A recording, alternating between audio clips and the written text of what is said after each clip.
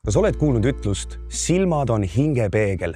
Majade puhul on selleks peegliks aknad ja uksed.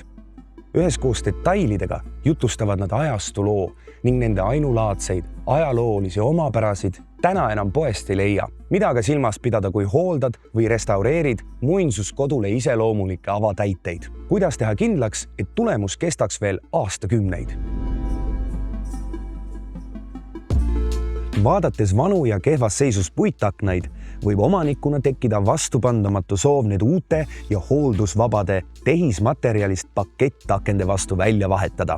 Kuid kas uus on ikka parem? Metall- või plastikraamidega pakettaknad võivad küll teatud aja suhteliselt hooldusvabad olla, kuid pikemas perspektiivis ei ole need kuigi kulutõhusad, sest kui aken peaks väsima, ei ole seda võimalik enam hõlpsasti parandada. Algupärased või väärtuslikud ajaloolised aknad seevastu on enamasti tehtud kõrge kvaliteediga puidust, on ajas vastu pidanud ning neid annab kergemini parandada. Kui algupärased aknad, detailid ja muud elemendid on säilinud, tuleb need kindlasti säilitada ja restaureerida. Kui need tuleb aga asendada, siis on oluline lähtuda ajaloolistest allikatest või ehitusaegsetest analoogidest. Oluline faktor akende renoveerimisel on muidugi energiatõhusus.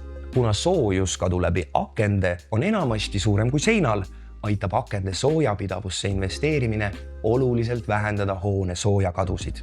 Peamine võimalus olemasoleva väärtusliku akna energiatõhususe parandamiseks on sisemise raamiklaasi asendamine soojapidava klaaspaketiga.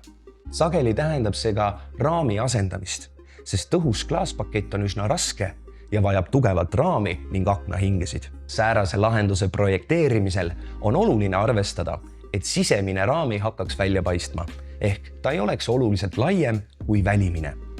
Sisemine klaaspaketiga raam võib olla lihtsama raamijaotusega, sest see muudab töö soodsamaks ja akna veelgi soojapidavamaks. Katuseaknad on ajaloolistel hoonetel pigem haruldane nähtus. Need olid väikesed ja mõeldud külma pööningu valgustamiseks. Kaasaegsed soojapidavad katuseaknad on oluliselt erineva suuruse ja välimusega ning seetõttu eeldab uue katuseakna paigaldus sageli ka kandekonstruktsioonide ümberehitust. Praktiline kogemus näitab, et katuseaknad on väga levinud koht, kust saavad alguse katusekonstruktsioonide veekahjustused. Seega on mõistlik vanahoone säilimise nimel katuseakneid üldse vältida. Väärtuslikud ajaloolised välisuksed on maja esmamulje loojad ning väga oluline osa hoone arhitektuursest lahendusest. Ühe- või kahepoolne nikerdustega kaunistatud tahveluks koos ukselingi, lukusildi ja hingedega räägib loo endiste omanike staatusest ja ajastu moest. Enamik vanadest ustest on võimalik üsna vähese vaeva ja kulutustega nägusaks ja kasutuskõlblikuks muuta. Pealegi on vanade meistrite valitud puit enamasti väga kvaliteetne ning seetõttu paljud kahjustused vaid pinnapealsed. Kui algupäraste välisuste seisukord ei võimalda restaureerimist, siis on soovitav teha uued uksed välimuselt vanade koopiana.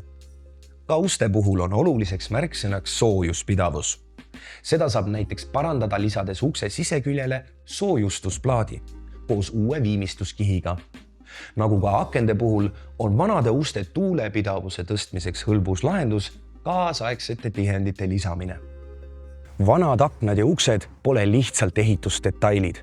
Need on osa maja hingest ning tükike meie endi ajaloost. Iga restaureeritud aken, taastatud välisuks või ajalooline detail väärtustab kunagiste meistrite tööd, mida uued tehaste tüüptooted ja plastaknad asendada ei suuda.